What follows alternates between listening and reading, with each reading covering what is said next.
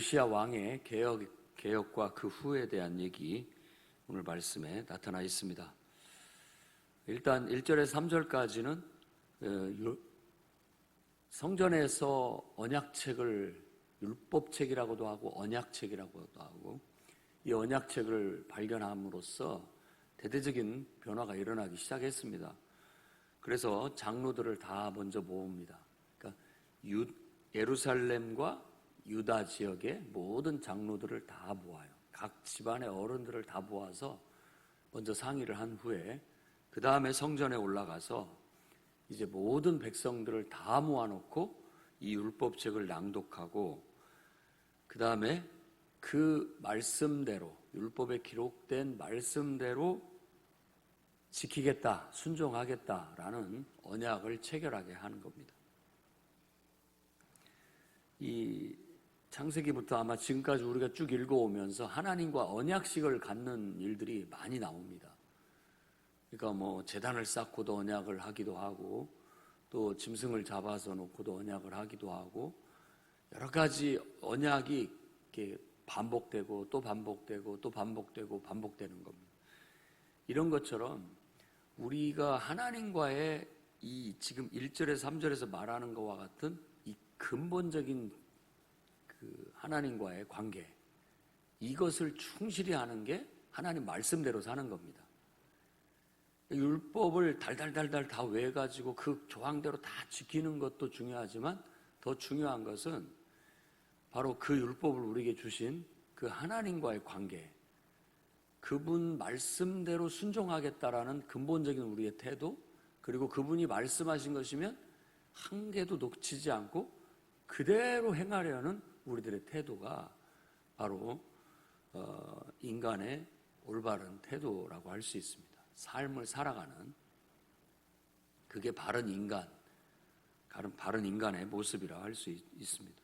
오늘날은 이제 똑같습니다. 여기에 이 율법이라는 언약책이 이제는 예수 그리스도가 됐습니다. 왜냐하면 말씀이 육신이 되어 우리 가운데 오셨으니까 이제는 그 율법책을 지키겠다는 서약이 아니라 예수 그리스도를 내 마음의 구주로 내 안에 나의 주님으로 모시고 그분과 이렇게 하나가 되는 성령 충만함 속에서 그분의 영 안에서 그분이 인도하시는 대로 살겠다라는 것.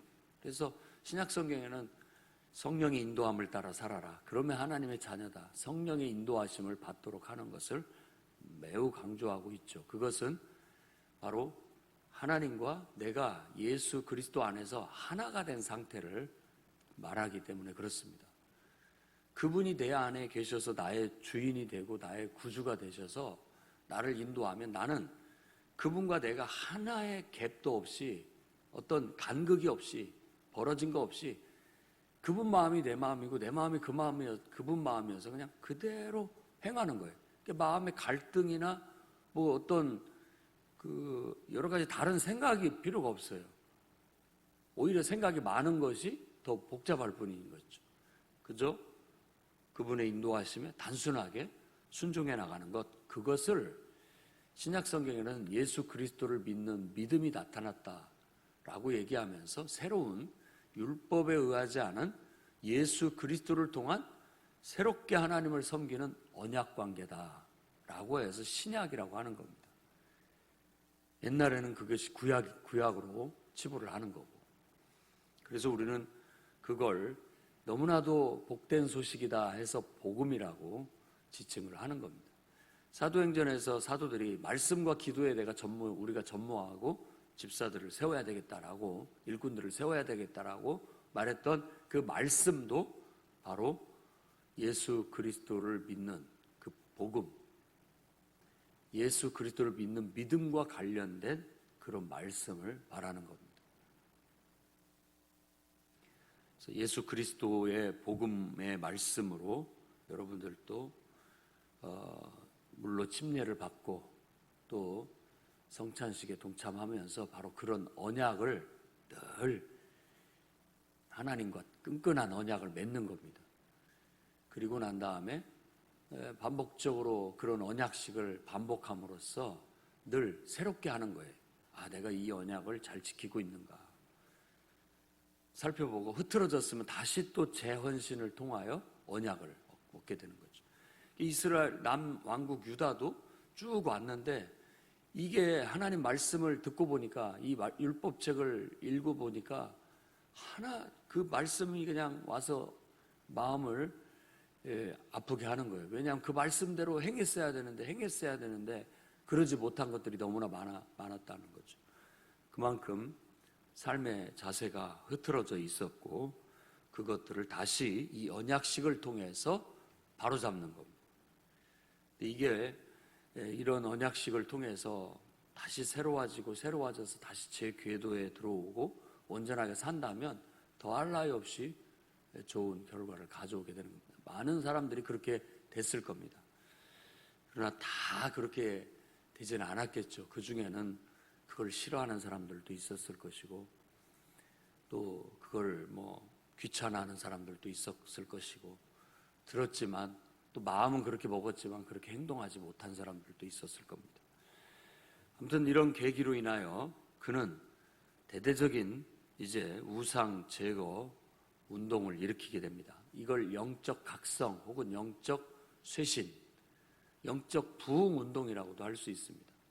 그러니까 부흥 운동, 부흥회 이런 모든 것들이 그냥 이렇게 은혜 받고 막 이렇게 성령 충만한 것만을 추구하는 것이 아니라, 부흥회라는 건 그동안에 잘못된 우리들의 것들을 다 씻어내고 하나님 앞 말씀 위에 바로 서니까 하나님의 은혜를 더 부어주셔서 모든 일들이, 막혔던 일들이 풀리고 해결되고 기도가 응답되고 이러면서 이렇게 부흥해 가는 걸 말하는 겁니다.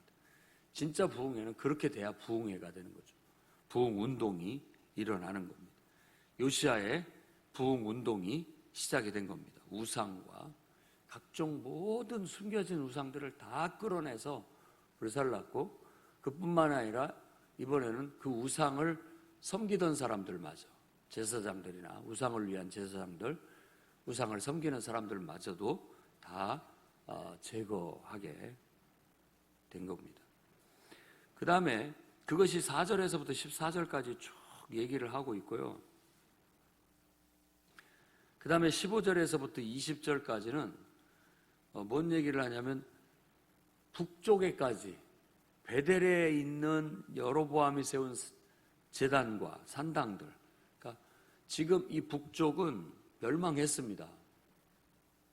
이미 망했고 아수르의 지배에 들어갔던 곳인데도 불구하고 그쪽까지 같은 이스라엘이라고 생각하고 나아가서 온갖 우상들은 다 제거를 하고 돌아온 얘기를 말하고 있어요. 그만큼 열심히 있었다는 것이고, 그리고 북왕국의 이제 왕통이 무너져 내림으로 인하여서 북쪽까지도 남왕국이 같은 동족으로 믿고 그곳까지도 영적인 영향력을 미치게 되었다는 겁니다.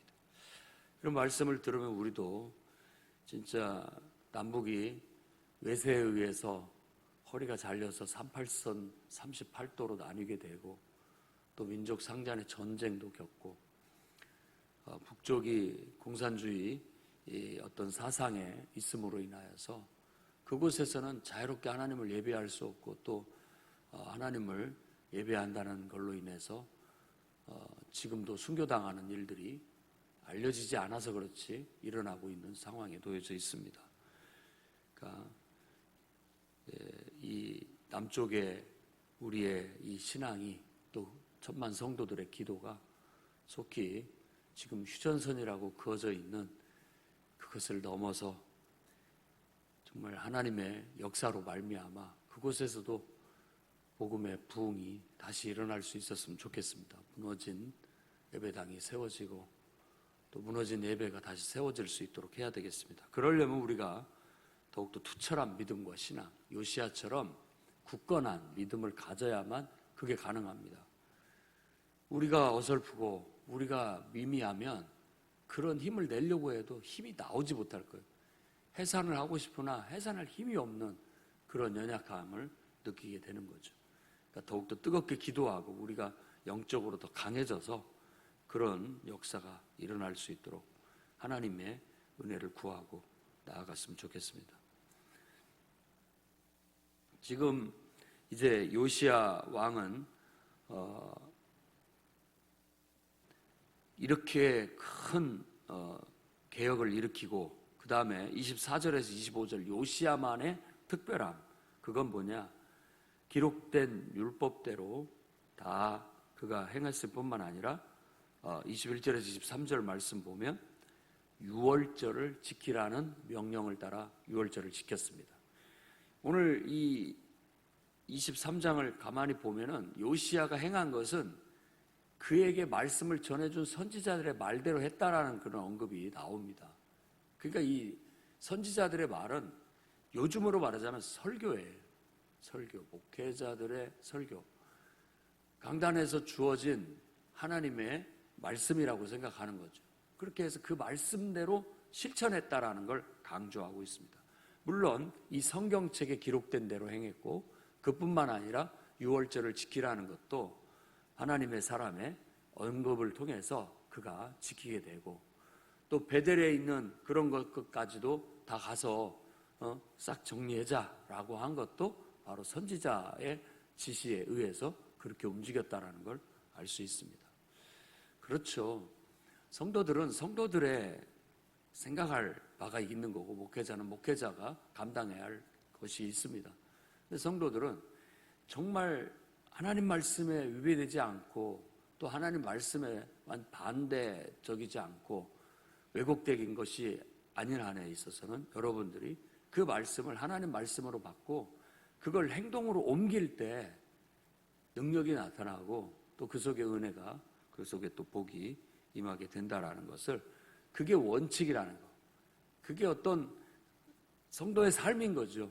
그렇게 살아감으로써 여러분의 영적인 부흥이 여러분 안에 일어나고 가정에도 일어나고 삶에도 나타날 수 있었으면 좋겠습니다. 이렇게 그가 하나님의 기록된 말씀대로 열심히 실천했다. 아주 이전에 어떤 사람도 없었고 이후에도 이런 사람은 없다라고 할 만큼 그의 말씀을 실천하는 것을 높이 평가를 하고 치하를 합니다. 그럼에도 불구하고 26절, 27절에는 결국 하나님의 진노는 이미 방아쇠가 당겨져서 더 이상 멈출 수가 없었다라고 말합니다. 요시야가 정말 그렇게 하나님 앞에 바로 서려고 노력을 했고 신앙적으로 부흥운동을 일으켰지만 므낫세가 하나님을 화나게 한, 경록케 한 그것이 가시지가 않았다라고 말하면서 결국 이 성 예루살렘과 이 성전을 내가 버리겠다라는 최후의 통첩을 하게 되는 겁니다. 사실상 왕다운 왕은 요시야 때까지라고밖에 거기까지라고 볼 수 있습니다. 요시야의 죽음을 얘기하고 있는데 애굽 바로 느고, 바로는 이집트 파라오라고 해서 왕의 이름입니다. 이 말은 바로라는 말은 왕 이런 말입니다. 그 나라는 파라오라고 부르니까 그 이름은 느고입니다. 느고가 아수르를 공격하기 위해서 유브라데로 올라가려고 했다라고 하는데 이건 세계사에도 나오는 아주 중요한 전쟁입니다. 중동의 패권을 잡기 위한 바벨론과 이집트의 전쟁. 그래서 그 유브라데라고 말하는 곳은 갈그미스라고 하는 곳입니다. 그래서 세계사에서 갈그미스 전쟁이라고 아주 중요한 전쟁을 다루는데 이 전쟁에서 결국은 이 이집트 느고가 패하게 됨으로써 패권을 바벨론이 쥐게 되는 그런 거예요. 왜냐하면 지금 아수르는 이제 세력이 약해졌어요. 세력이 약해지고 세력이 약해지다면 러시아가 이렇게 독립하듯이 거기에 소비에트 연맹으로 다 이렇게 묶여 있던 나라 민족들이 이렇게 속속들이 이렇게 독립을 하듯이 제국 내에 있던 이제 힘이 미치지 못했던 그런 민족 나라들은 다 이렇게 들고 일어나서 독립을 하는 게 되는 거예요. 유다도 에돔이나 모압 같은 나라를 이렇게 다 속국으로 잡고 있었는데 힘이 약해지니까 다 독립을 탁탁 하는 거죠. 그런 것처럼 그런 일들이 일어나는데 특히 바벨론이 큰 세력으로 일어나게 됐고 다시 이 아수르의 속국으로 전락했던 이집트도 다시 일어나가지고 이제 아수르의 시대는 가고 이 두 세력이 누가 패권을 잡느냐라는 전쟁을 이 갈그미스에서 하게 돼서 결국 이 요시아가 죽고 난 후 605년에 바벨론이 승리함으로 인하여서 바벨론이 패권을 잡게 되게 되는 겁니다. 근데 이때 바로 아수르 편을 들어서인지 혹은 바벨론 편을 들어서인지 이 요시아가 이 이집트가 자기 땅을 지나가는 것을, 느고가 지나가는 것을 막아섭니다. 그래서 무깃도라는 곳에서 전쟁을 벌이게 돼요. 이 무깃도는 이스라엘 골짜기, 그러니까 동서로 서에서 동으로 가로지르는 그 낮은 지대, 골짜기가 있는데 그 골짜기의 초입 부분이라고 할 수 있습니다. 서쪽에. 그 무깃도에서 대개 이집트에서 올라가려면 그 길로 해가지고 이렇게 해가지고 저쪽 북쪽으로 올라가야 되는데 그 길을 막아서고 전쟁을 벌이다가 한 주먹에 나가 떨어지게 됐습니다. 그래서 거기에서 요시아는 전사하게 됩니다. 그러자 신하들이 시신을 가지고 와서 장례를 치르고 그의 아들 여호아하스를 왕으로 세우게 되는 겁니다. 그런데 이제 결국 일고 가가지고 여기 역사는 지금 열왕기 하에 기록된 역사는 축약돼 있어요. 자세한 내일을 막 세세하게 말하지 않고 축약이 돼 있어요. 그렇게 가서 바벨론하고 싸우고 밀려가지고 내려오다가 이제 이 바로 느고는 바로 여호아하스를 폐위시켜 버립니다. 그리고 끌고 가요. 바벨론으로 끌고 가서 이 여호아하스는 3개월 동안만 왕위에 있었고 결국은 애굽으로 끌려가서 갇혀 살다가 거기서 감옥에서 죽고 맙니다. 그러고 난 다음에 이 바로 느고가 새 왕을, 그의 형이었던 것 같습니다. 25살이라고 하는 거 보니까 엘리야김이었는데 원래 이름이 여호야김으로 이름을 바꾸고 그를 그 봉신으로 세우는 거죠. 바로의 느고에 내 말대로 해라 너는, 안 그러면 가만두지 않겠다 하고 그를 왕으로 세워놓고 가게 됩니다. 그게 그래서 여호야김이 11년간 통치를 하게 되었다라는 거예요.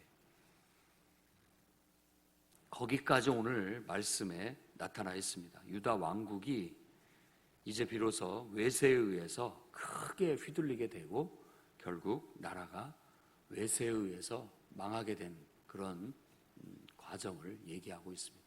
그러니까 요시야 때 어떻게 보면 나라에 부군이 달한 것이고 별이 진 거예요.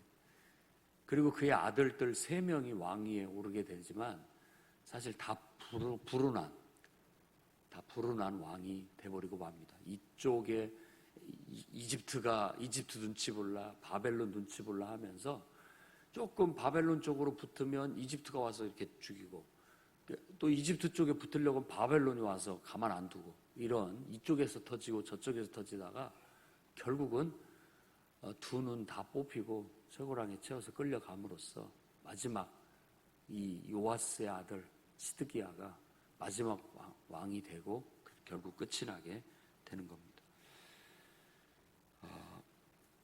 오늘 말씀에서 우리가 깊이 생각해야 할 것은 2가지입니다. 하나님의 말씀대로 실천하는 삶을 늘 제 헌신을 통하여 항상 바로잡아 가셔야 됩니다. 우리의 삶을 말씀대로 살고 있는가? 좀 흐지부지하고 좀 느슨해지면 또 다시 조여서 또 타이트하게 하나님 말씀대로 살고, 왜냐하면 그렇게 하더라도 세파에 의해서 살다 보면 시간에 의해서 마음 상태에 의해서 조금씩 풀어지는 게 우리 인간이에요. 그러니까 늘 예배를 통해서 기도를 통해서 말씀을 통해서 규칙적으로 반복적으로 이걸 잡아가면 일상을 유지할 수가 있습니다. 그런데 이걸 소홀히 하면 어느 날 나사가 풀려가지고 큰 해를 당할 수가 있습니다.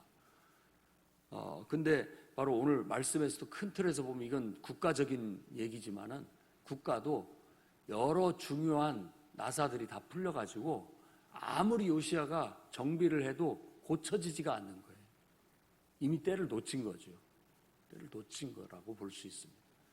그렇게까지 우리가 흐트러지게 두어서는 안 된다는 것을 깊이 생각을 해 나가셔야 되겠습니다.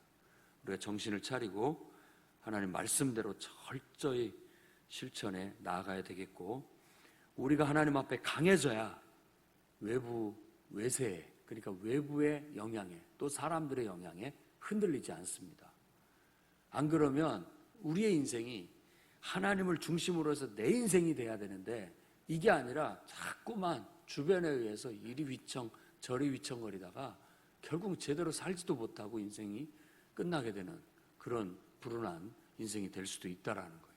내가 중심을 잡고 하나님 앞에 강해지고 영적으로 강해지고 또 내 나름대로 분명한 목표의식과 또 사명의식을 가지고 힘차게 나아가야, 그래야 당당하고 또 그래야 모든 사람들과 협력이 순탄하고 좋습니다.